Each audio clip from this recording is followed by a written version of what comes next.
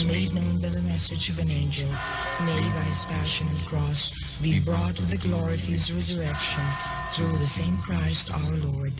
Amen.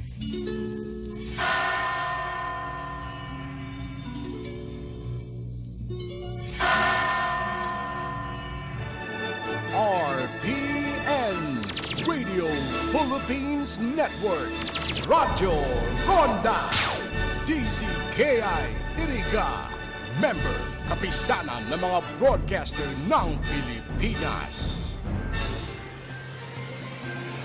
CNN Philippines Hour sa RPN-DZKI Iriga, alas 6 hasta alas 7 ng manggi, Lunes hanggang Biyernes. CNN Philippines Hour.